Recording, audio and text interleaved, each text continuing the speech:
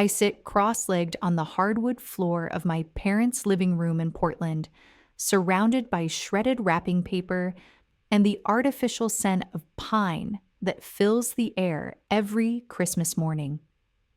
Across from me, my sister Chelsea twirls a gleaming set of BMW keys between her manicured fingers, the metal glinting in the glow of the twinkling tree lights. She spins in delight, laughing like a giddy teenager instead of the 32-year-old woman she is. I can hardly believe it. My own Beamer, she squeals, bouncing on her toes. Dad beams at her, his pride unfiltered and glowing. Mom clasps her hands under her chin as if she's witnessing a small miracle. Outside in the driveway sits the car itself, a spotless white symbol of parental devotion wrapped in an enormous red bow that probably cost more than everything they spent on my Christmas combined. Meanwhile, I look down at the object in my lap, a plastic piggy bank shaped like a cartoon character from a show I stopped watching 25 years ago. The price tag they forgot to remove still dangles, $1.99. Open it, Mom urges, nodding toward the little rubber plug on the bottom. My fingers feel strangely numb as I obey. 2 crisp $1 bills slip out and land softly in my palm. It's the start of your future home fund, honey, Dad announces with a casual wave, as if this were some grand gesture. You've always been so responsible with money, not like some people. He winks at Chelsea, who pretends to pout. Silence stretches between us like sticky taffy until Mom rushes to fill it. Chelsea needs reliable transportation for her new design clients, she explains quickly. Those creative types expect a certain image, you know? Chelsea plops down on the couch beside me, her expensive perfume surrounding me in a sweet haze. Don't worry, sis, she says with mock affection, patting my knee. I'll drive you anywhere you need to go. I mean, your little Toyota must be barely holding on by now. The Toyota she's mocking, the one that carried me safely over 7 hours of snowy mountain passes just yesterday. The Toyota I paid off myself 3 years ago.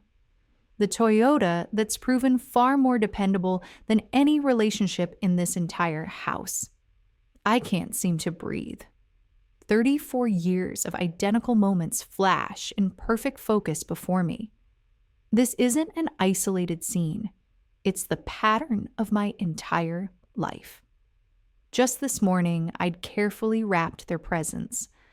A leather briefcase for Dad that cost 2 weeks of pay, the silver bracelet Mom had admired through a Seattle boutique window, and the professional camera lens Chelsea had once mentioned wanting. Every gift bought by saving a little from each paycheck, every one chosen with care. On the long drive down from Seattle, I'd rehearsed what I'd tell them, how I'd finally been promoted to senior structural engineer. The title I'd earned through years of extra hours, weekends spent perfecting designs for buildings meant to last generations. I'd imagined their eyes lighting up with pride, finally seeing me as something more than the responsible older sister. Maybe this Christmas will finally be different, I'd whispered to myself at every rest stop, every gas station, every mile marker. My hands tremble now as I set the piggy bank on the coffee table. It lands with a hollow plastic thud against the glass. "Excuse me?" I manage to say, my voice sounding distant, unfamiliar. "Bathroom?" I walk, not run, up the familiar stairs, past the hallway lined with family photos where Chelsea's smile dominates nearly every frame. The bathroom door closes softly behind me and I twist the lock. In the mirror, my reflection meets me, eyes too dry, expression too calm. I press my palms against the cold marble countertop, waiting for tears that refuse to come. Instead, something else builds. Pressure in my chest, solid and heavy, like concrete hardening around my lungs. People talk about heartbreak like it's some abstract emotion. It's not. I can feel each chamber of my heart tightening painfully, every beat pushing through narrowing veins, each throb a reminder that love, in this house, was never meant to be shared equally. My chest tightens, each breath shallow and sharp. It feels like someone has pressed a knee against my sternum. So this is what dying feels like, I think. Not dramatic, just a slow, quiet shrinking. The night stretches endlessly as I lie awake in my childhood bedroom, listening to Chelsea's laughter echoing from downstairs. She and my parents are still planning her first road trip in the new car. At 2:17 a.m., I finally sit up. I pack quickly, taking only what matters: the faded stuffed bear my grandmother gave me, the photo album from college, the small wooden box that holds my first professional blueprint. The expensive gifts I've given them over the years stay behind. They were never about gratitude anyway. The house is silent as I carry my suitcase down the stairs. My house key rests cold and heavy in my palm for a moment before I place it on the kitchen counter, beside the coffee maker that will brew in 3 hours. They've made their choice. Now I'm making mine. Streetlights smear into watery halos as I drive through empty highways. The dashboard clock glows, 3:42 a.m. Christmas morning. Bing Crosby croons about white Christmases from the radio, while my windshield wipers fight the thickening snow. I twist the volume knob until the music fades into silence. Have yourself a merry little Christmas, I whisper to the empty passenger seat, my voice cracking on the word merry. The irony burns like acid. As I leave Portland's southern edge behind, my Toyota's heater hums weakly against the December chill. 7 years old, 200,000 miles. This car has carried me through college, my first jobs, every promotion. It's never once complained about mountain passes or tight parking spots. Unlike the gleaming BMW now sitting in my parents' driveway, ribboned like a prize, my car has earned its place in my life. Around 6, my phone vibrates against the console. Mom's name lights up the screen. Not, "Are you safe?" or "Please come home." Just, "Did you remember to pay the electric bill for the cabin before you left Seattle?" The cabin they bought for family weekends. The one Chelsea uses for Instagram photo shoots. A semi roars past, splashing slush across my windshield. For 3 long seconds, I'm blind until the wipers carve a narrow window back into view. My hands tremble on the steering wheel as memories surge faster than the wipers can clear them away. 5th birthday, Chelsea's princess party, professional decorations, pony rides, a 3-tier castle cake, 30 neighborhood kids in shiny hats. My 6th birthday, a grocery store sheet cake, 2 friends from kindergarten, paper streamers from the dollar bin. "Your sister needs the social stimulation," Dad explained when I asked. "You're more independent." Independent.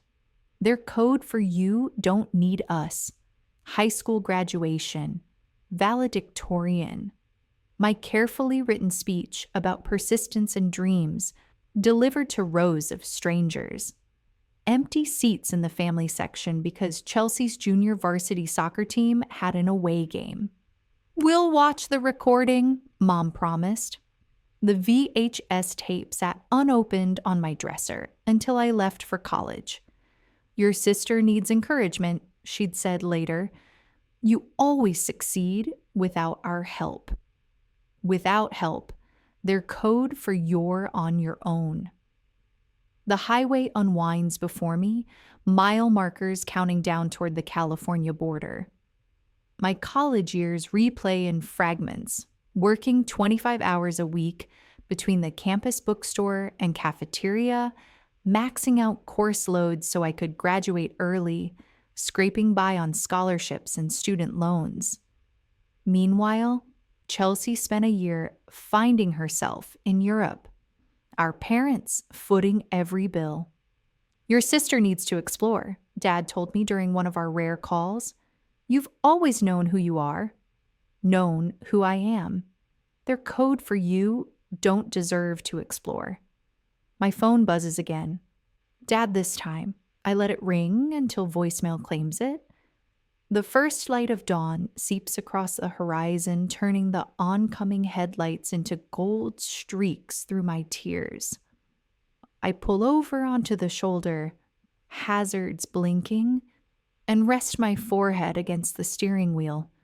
The pattern comes into sharp focus, as precise as any architectural drawing. Dad, controlling the finances, withholding from me while indulging Chelsea's every whim. Mom, the emotional gatekeeper, twisting guilt into obedience and making me feel selfish for wanting even crumbs of affection. A perfect system. One parent in charge of financial favoritism, the other guarding emotional loyalty. The phone rings again, not family this time. Monica Perez, my college roommate, my closest friend. Where are you? Her warm, worried voice fills the car through Bluetooth. Somewhere in southern Oregon, I say. My voice sounds hollow, unfamiliar. Heading south. To where? I don't know. There's a pause, then her voice softens. Come to San Francisco. Stay with me. Family doesn't treat family like this Monica knows. She's seen it all.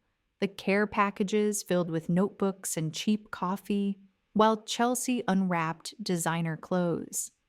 The holiday breaks I spent alone in dorms because flying home was too expensive.